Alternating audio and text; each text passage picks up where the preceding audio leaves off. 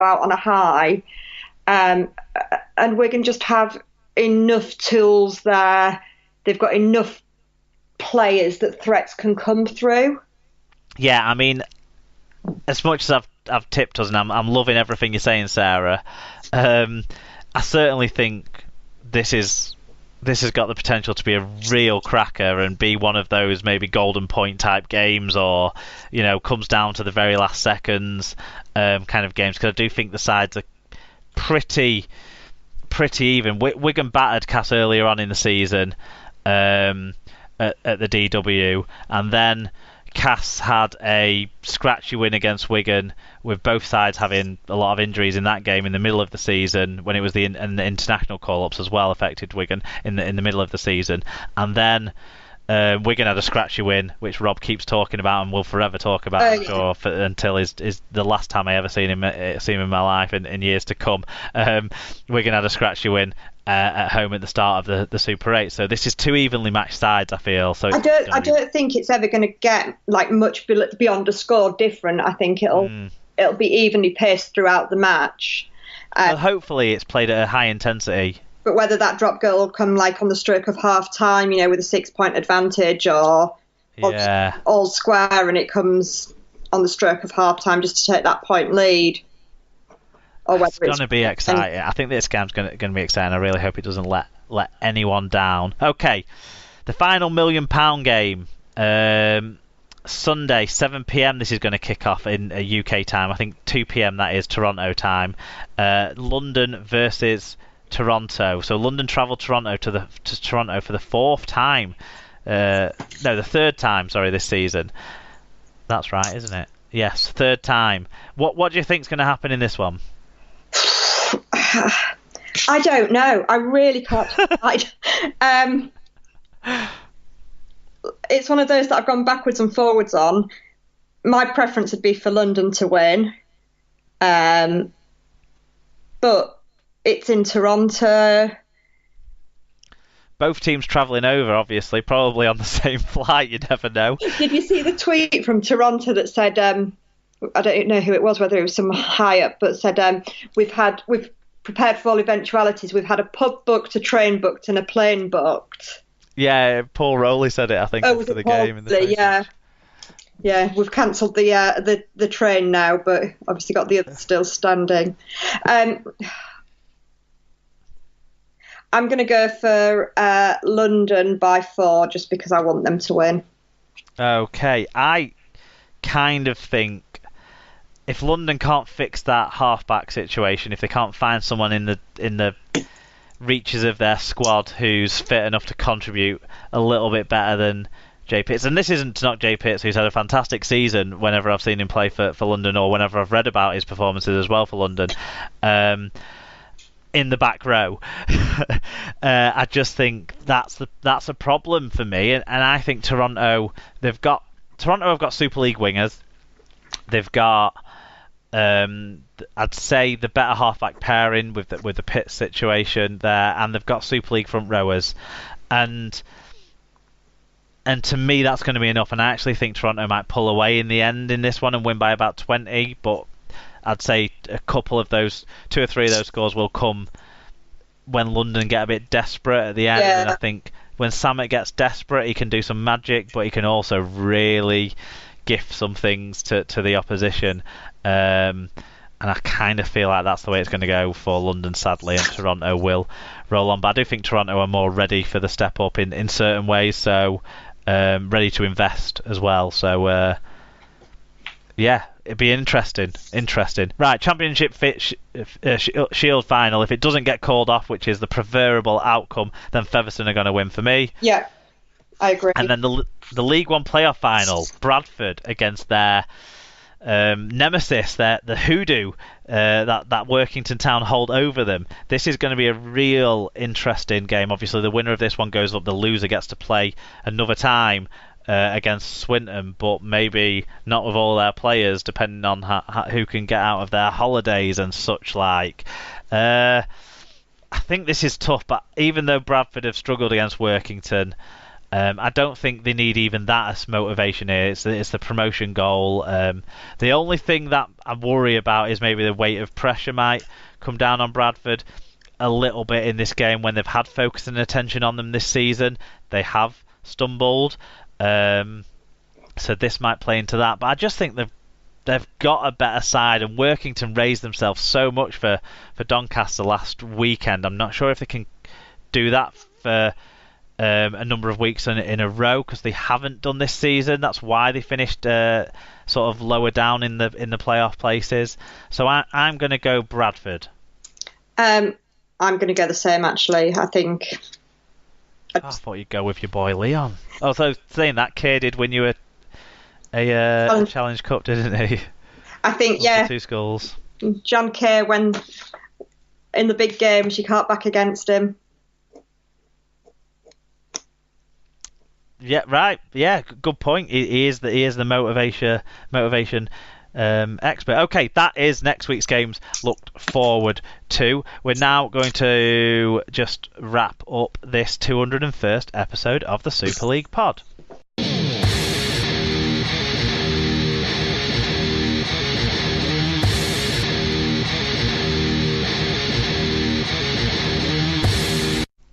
Right, Sarah, thanks for being involved another time. I know it can be quite tiring on these long Monday nights, especially 2 in a row. So 2 weeks in a row. So thank you for your insight on this week's Super League pod. And I believe you've set up a short quiz for me, because I just, in all the Ryder Cup excitement, I didn't get round to doing one this week. So what have you got for me? So this is looking at the coaching changeover that Wigan's going to go through over the next little while. Oh, right, okay. So basically, it's the same 3 questions for Sean Wayne and his successors. So the first question 1 is, in what year did Sean Wayne start his playing career? Oh, right. I'm going to guess 1984. No. It was... Oh. Do you want another guess? If I had another guess, I'd go 83. No, it was actually 81. Oh, wow. Right. Fair enough. Okay, question 2. How many clubs has he played for professionally? I only know Wigan and Leeds, but I assume he played a few seasons at other places as well to wind things down. So I'm going to go 4. No. It was only 3. Wigan, Leeds and Workington. Of course. Right.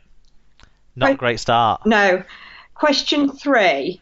How many times did he play for Wigan? And I'll give you a 10-point either way. 10 points. 10 games either way. Right. Well, he started earlier than I thought he did. So he must have played more than I expected him to have done for Wigan. I'm going to go with 130. Oh, no. The actual answer was 149.